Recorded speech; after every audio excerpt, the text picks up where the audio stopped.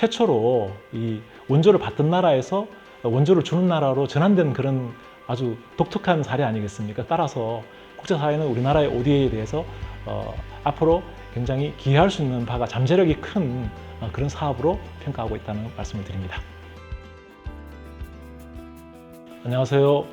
만나뵙게 돼서 반갑습니다. 저는 국무조정실 국제개발협력본부 개발협력지원국장인 최재영입니다. ODA, 즉 공적개발원조란 국민 세금을 통해서 개발도상국을 지원해주는 그런 사업이 되겠습니다. 아시다시피 우리나라는 한국전쟁 이후로 60년대, 70년대까지 많은 원조를 받았습니다.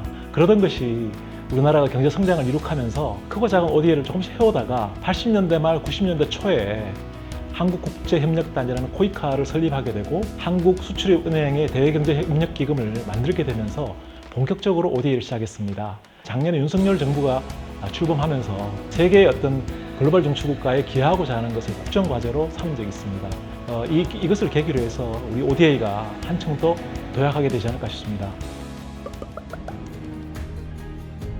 우리나라가 과거 처절하게 가난한 시절에서 잘 사는 나라가 된 것은 다른 우방에 원조가 있었습니다. 그 원조를 통해서 일어서고 또 70년대, 80년대 우리의 경제 성장을 이룩하면서 세계 10위권에 해당되는 눈부신 성장을 할 수 있었는데 그 바탕에는 원조가 큰 역할을 하게 된 거죠.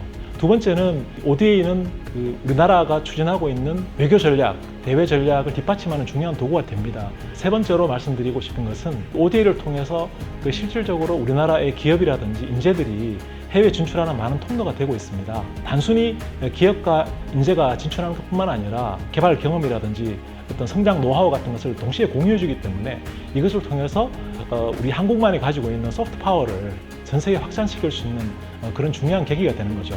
그런 여러 가지 차원에서 이 ODA는 단순히 남을 도와주는 것이 아니라 국가 전략적으로 굉장히 중요한 사업이다 이렇게 말씀드릴 수 있습니다. 국민 여러분들이 어떤 사업이 ODA 사업이지? 라고 궁금해하실 분들이 많을 것 같은데요. 한 가지 예를 들면 농업진흥청에서 하는 농업기술 전수 사업이 있습니다. 종자 개량 방법이라든지 농업기술이라든지 농기계 같은 것들을 가난한 나라들에게 그 노하우를 전수해주는 사업을 농림청이 하고 있습니다. 이와 함께 또 다른 ODA의 사례를 말씀드리자면 K-드라마에 대한 그 인식과 관심이 높아지면서 개도국 주민들이 한국어를 배우겠다는 소리가 굉장히 많습니다. 매년 해외 한국어 교사로 많은 사람들을 파견하고 있는데요.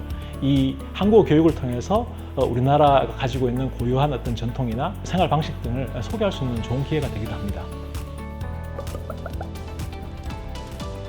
우리나라는 후발주자다 이렇게 좀 제가 말씀드릴 수가 있고요. 특히 후발주자라고 하는 것은 그 규모나 그 다음에 공적개발원조 사업의 어떤 실적 같은 측면에서 아직도 따라갈 부분이 많다 말씀드리고요. 다만 우리나라는 전 세계에서 유례가 없을 정도로 최초로 이 원조를 받던 나라에서 원조를 주는 나라로 전환된 그런 아주 독특한 사례 아니겠습니까? 그 과정에서 우리가 가지고 있는 그 노하우라든지 개발의 경험, 기술, 지식 이런 것들을 이 개도국 입장에서는 굉장히 받아들이고 배우고 싶어 합니다.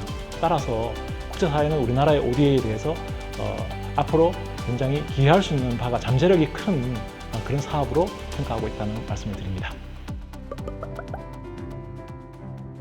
첫째로서는 국제사회에 많은 기여를 해야 되겠죠. 선진국과 똑같이 할 수는 없지만 그래도 우리 세계 10위권 경제에 걸맞는 그런 어떤 ODA 사업 규모를 늘려가야 된다고 말씀드리고 싶고요. 규모를 늘린다는 것은 결국 국민의 세금을 통해서 하는 사업이기 때문에 인식과 지지도를 높이는 사업이 꼭 수반되어야 할 것 같습니다.